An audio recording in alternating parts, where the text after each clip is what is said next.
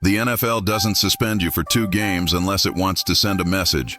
And that's the part nobody wants to say out loud, because this isn't just about DK Metcalf. It's about power, control, precedent, and the thin line between being a star player and being made an example. And when Stephen A. and Shannon Sharpe reacted to this situation, what spilled out wasn't outrage, it was tension. Because everybody understands exactly how dangerous this moment is.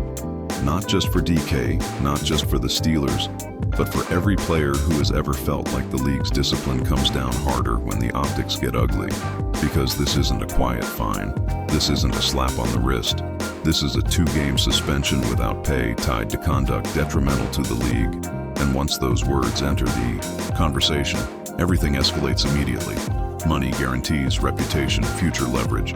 And suddenly the conversation shifts from what happened to what it means. And that's where this story becomes combustible.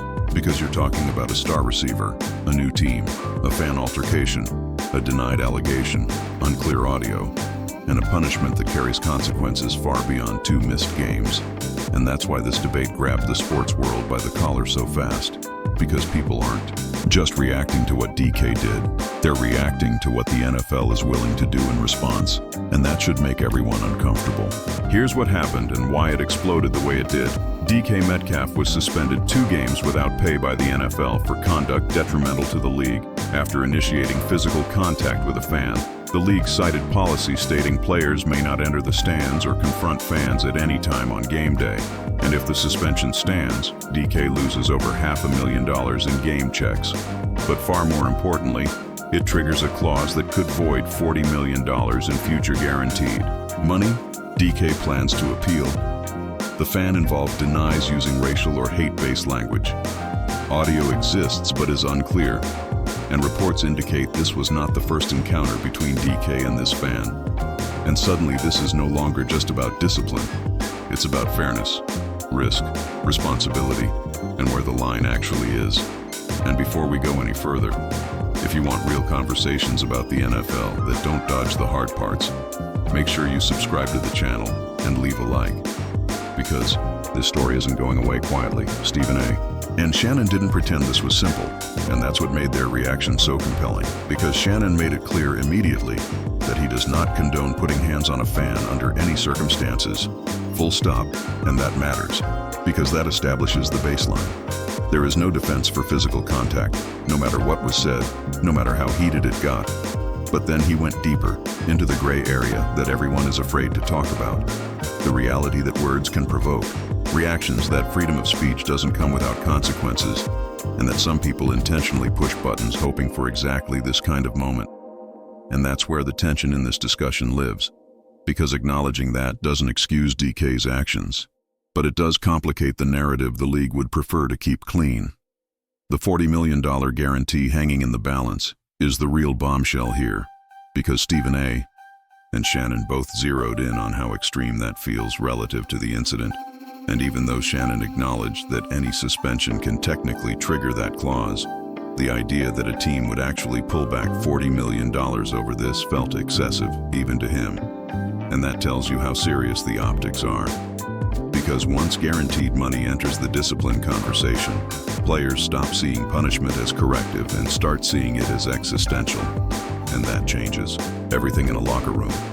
Shannon also didn't shy away from DK's history, noting that he's been a hothead on the field before, not with fans necessarily, but with penalties, face masks, unsportsmanlike conduct. And that context matters because it informs how the league perceives patterns, not just moments. And perception is everything when discipline is handed down, especially under a catch-all term like conduct detrimental, which gives the NFL enormous discretion. What made this discussion resonate is that Shannon didn't speak like a media personality. He spoke like a former player who lived in hostile environments, who thrived on banter, who enjoyed chaos on the road, and who genuinely doesn't understand why words alone should break a professional athlete. And he contrasted that with the reality of today's league, where lawsuits, social media, audio clips, and viral outrage have changed the calculus completely. And that's not nostalgia. That's adaptation.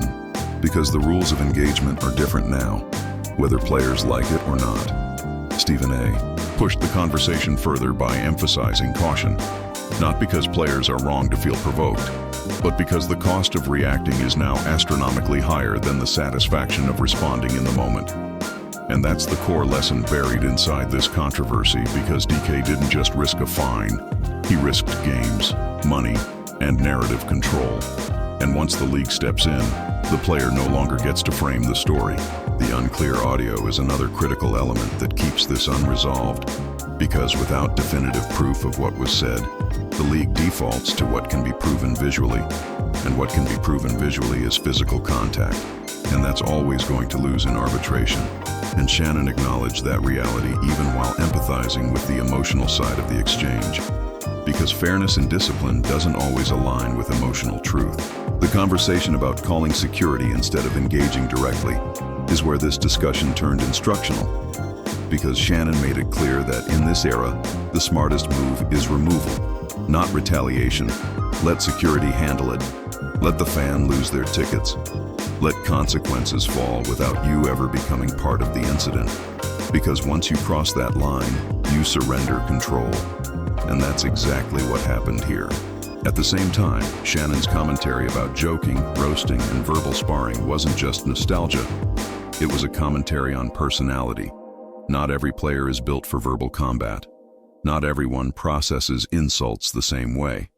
And what's funny to one person can be devastating to another. And ignoring that reality is how players get trapped in situations they never intended to escalate. When Stephen A.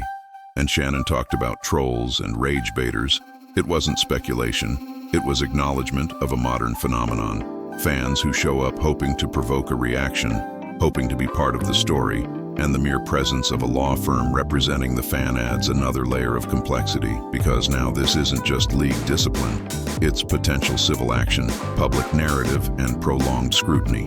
Shannon's personal anecdote about his interaction with DK in the past was important because it humanized him, framing him as a great kid, someone who can listen, someone who responds when logic replaces emotion.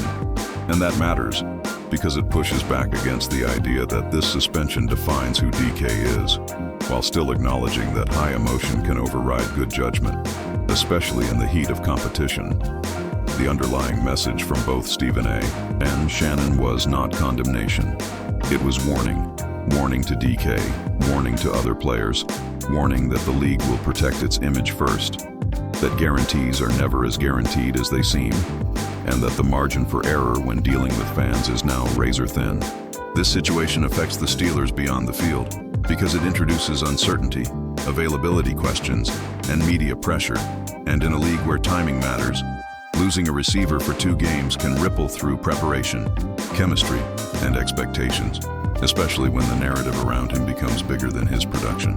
For DK, this appeal isn't just about reducing a suspension, it's about reclaiming narrative control, about preventing a precedent from sticking, about making sure this moment doesn't redefine how the league views him moving forward, because once you're labeled under conduct detrimental, that follows you longer than box scores ever will. Stephen A. and Shannon never pretended this was black and white, and that's why their reaction resonated, because they acknowledged responsibility, provocation, risk, and reality all at once. And the tension between those ideas is exactly why this story matters so much, because it exposes the uncomfortable truth that in today's NFL, being right emotionally doesn't protect you legally, financially, or professionally.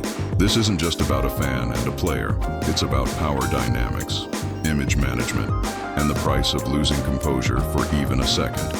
And until the appeal is resolved, this story will linger as a warning shot across the league, reminding every player that no matter how loud the crowd gets, the consequences of crossing that line are louder